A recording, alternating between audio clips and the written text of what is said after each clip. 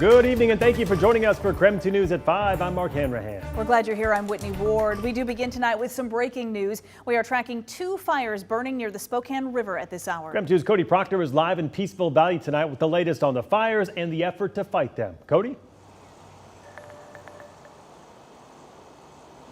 Well, Mark and Whitney, that work being done by fire crews is actually happening just right beside me over here. We're right on the edge of Brown's Addition at this time. I'm going to step out of the way to show you some of that work that's being done by fire crews right here. So here's what we know at this time. We spoke to Spokane Fire Department officials within the last 40 minutes. According to officials, firefighters responded to this area for a fire burning by People's Park. They saw first one fire, and then when they got to the scene, they saw another fire nearby.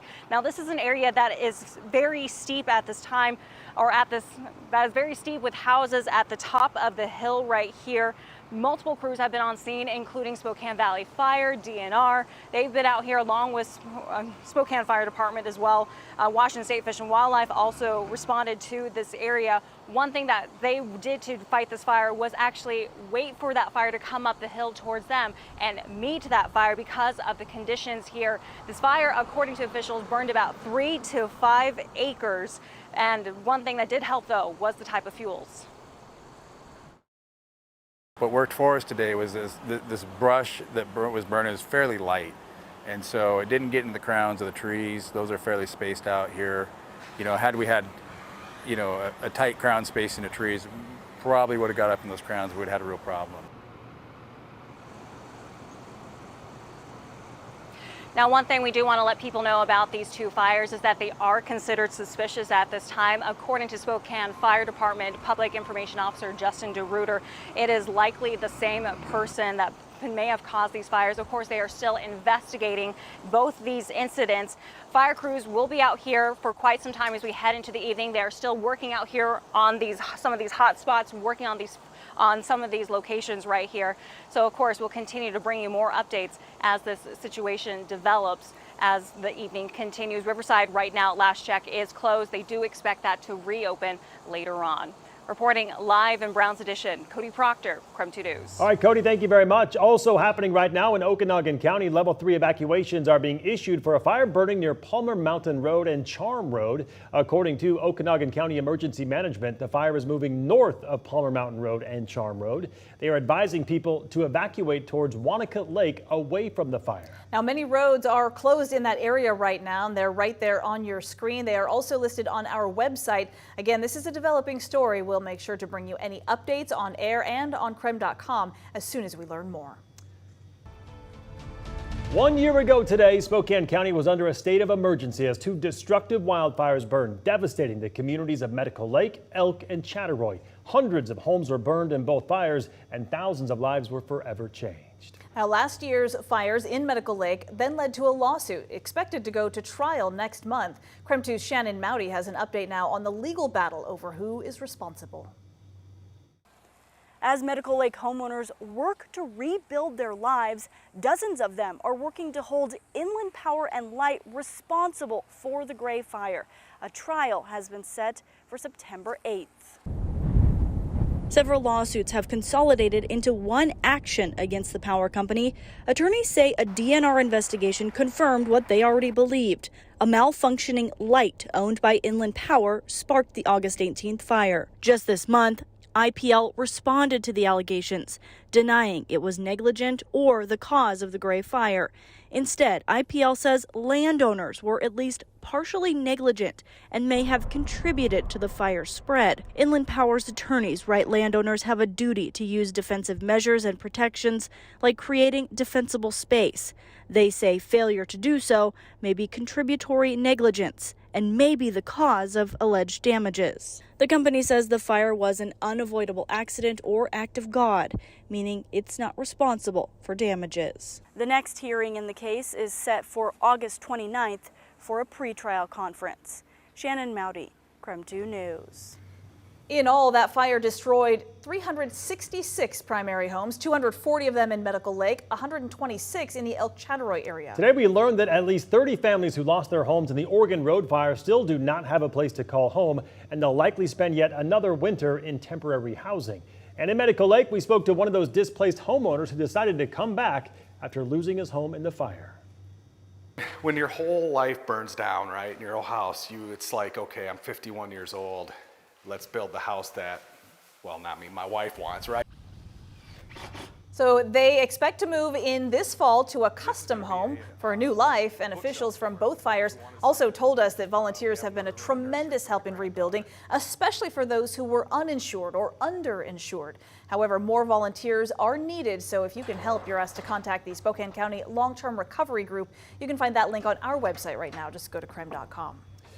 As we continue our coverage of the Grand Oregon Road fires, we want to bring you more to every story and how long it'll take for those burned areas to look like they did before the fires. KREM 2's Christian Garza spoke with the experts. He's joining us now live with what they had to say. Christian?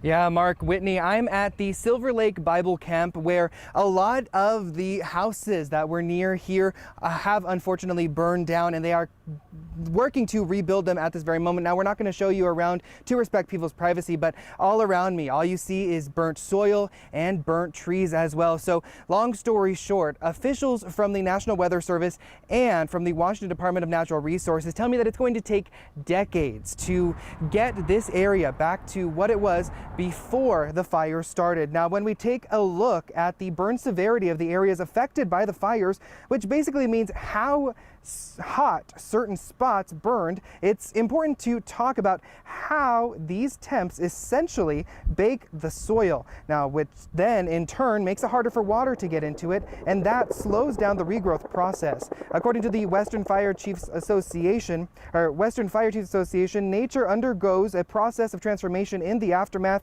of the wildfire called ecological succession. Now, in this case, it's a secondary succession since life already exists in these ecosystems before the fire. Now, Robin Fox, the service hydrologist for the National Weather Service, says the results of these fires trickle down and affect everything from wildlife to people in these areas. We do live in a wildfire-prone area, and maybe these fires were a little bit of a wake-up call that everybody needs to be prepared for the risk of wildfires. And I think just being prepared is the smartest thing to do. Now, for those of you who might need some sort of visual aid, Fox described this soil baking process like when you put clay in a kiln. So now the National Weather Service is shifting its focus to make sure that there isn't any sort of flash flooding in these burned areas, since water would just roll over the baked soil. Now, all that being said, these are the reasons why it's going to take so long to get this area back to what it once was. Now, coming up tonight at 6, I actually spoke to somebody whose house burnt down in this very area, and I'll bring that to you again coming up tonight at 6. Christian Garza, KREM 2 News. Christian, thank you very much. All right, let's talk about weather now. The work week's starting out pretty warm, but it looks like we could be cooling down later this week. Chief Meteorologist Jeremy Legoo standing by right now. So, Jeremy, today's actually the warmest of all the days we've got ahead of us. Why do you said it with like a tone? There's definitely a tone there. We're judging a sad you. Tone. Yes. I don't control the weather. Oh, okay. Today is the warmest day we have from now until... We're not going to talk about that. It's 86 degrees out right now with a mix of clouds and sun, and it's quite pleasant outside. Next few days wind up quite a bit cooler because when it comes to our overall weather pattern, we have a big low spinning off the coast. That low ushers in a change in the overall weather pattern, and that change is what brings about our chance of rain and those cooler temperatures. Right now, we have a few stray showers making their way out of the Cascades. That tells me that we might be able to eke out a little more moisture, maybe tomorrow night into Wednesday. It's very possible that we get something. The nothing side of this, which forecast models keep saying, some, I think is not necessarily the case. Instead, what I think is more likely is that we wind up mostly sunny tomorrow with a high in the low 80s. We wind up mostly sunny on Wednesday with a stray shower maybe Tuesday night, early Wednesday morning. And then Thursday, I think we wind up a little cloudier and maybe a little bit wetter as a big shift in the overall weather pattern moves in. We'll talk what that is in your full forecast. All right, we'll talk to you then, Jeremy. Thank you very much.